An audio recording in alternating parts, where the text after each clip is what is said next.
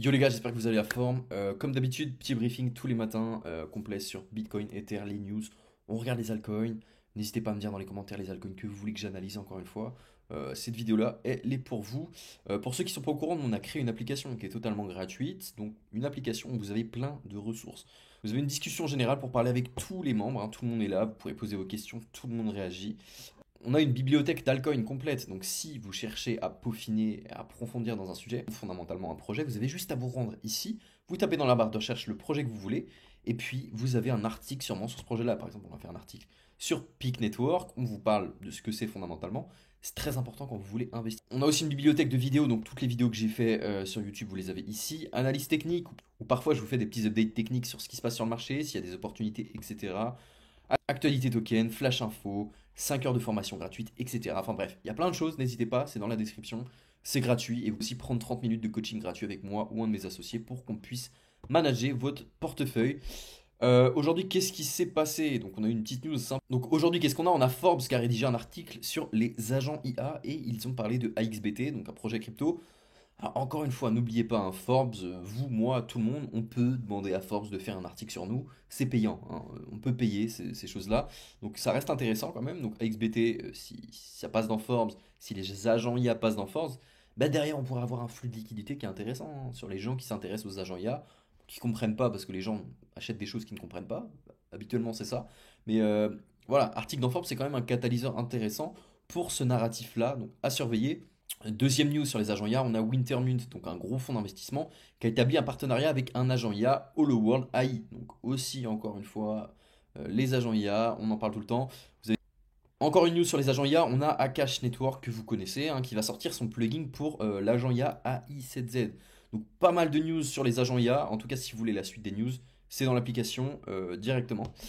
On va passer à Bitcoin, rapidement, je vais me mettre en daily. Rapidement, on a aussi eu une news comme quoi le gouvernement US avait reçu une lettre du juge comme quoi il pourrait potentiellement vendre les 69 000 bitcoins qu'ils ont pris suite à l'affaire Silk Road. Donc, alors, à faire attention, est-ce qu'on va encore vendre sous la bureau? Faut faire gaffe. Encore une fois, quand il y a des news comme ça, c'est souvent positif. On est souvent proche d'un bottom. Donc, est-ce que sous la bureaucratie Biden, ils vont faire un coup comme ça avant le 20 janvier, vendre ces bitcoins pour qu'il y ait un mouvement de marché? Encore une fois, hein, on fait attention, des news comme ça, bon, dans le contexte, c'est négatif, mais fondamentalement, moi je trouve que c'est plutôt positif. Bon, si on théorise la chose, on pourrait anticiper sur le fait que cette baisse-là, c'était pricé par des gros fonds, des market makers, qui savaient que cette news-là allait arriver aujourd'hui. Donc voilà, ils font chuter le marché parce qu'ils avaient la news, et là, suite à la vente, ça pourrait aller plus bas. Donc voilà, Bitcoin en vrai, ça reste très incertain jusqu'au 20 janvier, encore une fois. Maintenant, toute l'autre partie de l'année, ça sera très positif. Et si vous avez de la liquidité de côté, vous allez avoir des niveaux super intéressants qu'on n'aura pas revus depuis un certain moment, hein, depuis novembre 2024. Et voilà, ça pourrait être vraiment intéressant pour vous. Donc sur Bitcoin, on vient bosser un order block. Comme je vous ai dit hier, hein, de toute façon, on a cet FVG là qui me trigger un peu au niveau des 83 000. Si on prend du recul, en vrai, c'est incertain. Et là, si on regarde comme ça, parfois faire du tri sur le graphique aussi, c'est intéressant. On peut potentiellement voir un épaule tête épaule, hein, quand même. Un Edel Shoulders, hein, qui est assez clair, hein. Là, là et là. Donc l'idée, ça serait de maintenir ça. Donc l'idée à terme, ce serait de maintenir ça. Maintenant, on va voir sur l'inflow, sur l'order flow en général. En fait, on voit qu'on a pas mal de shorters, encore une fois, sur le marché, sur les produits dérivés. Et donc les gens comme nous, vous et moi, les particuliers sont en train de shorter le marché. Pourquoi on n'aurait pas un short squeeze plutôt rapide sur ce marché-là, sachant qu'on a des niveaux plus bas, hein, comme je vous ai cité. On a quand même des niveaux ici au 91 247. Donc pourquoi pas revenir plus haut avant le NFP, donc avoir un mouvement de marché comme ça pour venir liquider tous les gens qui sont en train de short le marché. Parce que habituellement, si on va sur des time frames plus courtes, hein, on va se mettre en 30 minutes. Venir shorter le marché à terme suite au NFP, c'est possible. Aller plus haut, commencer à revenir plus bas. Donc voilà, liquider tous les shorters, ça serait un scénario à prendre en compte. Donc en tout cas, on prend un peu de recul sur Bitcoin, ça reste très incertain. On va regarder rapidement Ether. Donc Ether pareil, hein, des niveaux, bon, voilà, c'est incertain encore une fois. On a laissé un gap énorme derrière nous et on n'a plus rien. Maintenant, il faut maintenir ces niveaux au niveau des 3025, hein. Je me répète, hein, mais Sinon, les gars, on n'a pas grand-chose, hein. Il faut comprendre que Ether, on est venu liquider pile ces niveaux-là. Hop, juste ici. Donc vous voyez, la mèche, elle est venue juste liquider ici. Donc pourquoi pas, comme je vous ai dit, hein, suite au NFP, voilà, avoir une sorte de petit bottom à court terme, revenir bosser tout le gap qu'on a laissé ici. Et je vous l'ai dit, hein, ça serait dans la continuité de ce que je vous avais dit hier, avec une théorie d'eau, avec des hauts de plus en plus bas, hein, qui serait très clair. Et on irait chercher des niveaux beaucoup plus bas, surtout qu'en weekly, je vous l'avais annoncé aussi à un moment, en weekly, on a une FVG weekly énorme qu'on n'est pas venu bosser juste ici au niveau des 2800. On fait attention, avant le 20 janvier, encore une fois, la configuration actuelle. Si vous avez de la liquidité, patientez avant de rentrer sur le marché. On va avoir peut-être un rebond avant demain. Les gens vont penser que ça repart. Ça repartira pas. Je ne pense pas honnêtement. Je pense qu'on est dans une continuité baissière et il nous faut un signal de retournement clair pour avoir une dynamique de marché positive comme vous connaissez. Et de toute façon, on regarde encore une fois TH face à BTC. Je me répète, si vous voulez comprendre un peu ces concepts-là, tout est dans donc je vous l'avais dit hier, un NFP demain, paradoxalement, si on a une news négative, ça pourrait profiter au marché. Je vous ai expliqué pourquoi. En tout cas, si vous voulez comprendre, n'hésitez pas à aller voir la vidéo d'hier.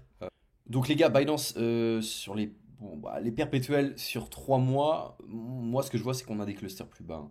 Des liquidités qui font guise de polarité quasiment. Donc on fait attention, je vous ai dit, mouvement à court terme, on peut avoir un short squeeze, donc aller un peu plus haut, un tout petit peu, pour repartir plus bas, liquider tout ce qu'on a. Donc à terme en fait, voilà, scénario très incertain, donc pas grand chose à faire. Et sur les altcoins, sur les altcoins les gars c'est la même chose, hein. On va regarder le Dodge qui a rebondi, hein, pas compliqué.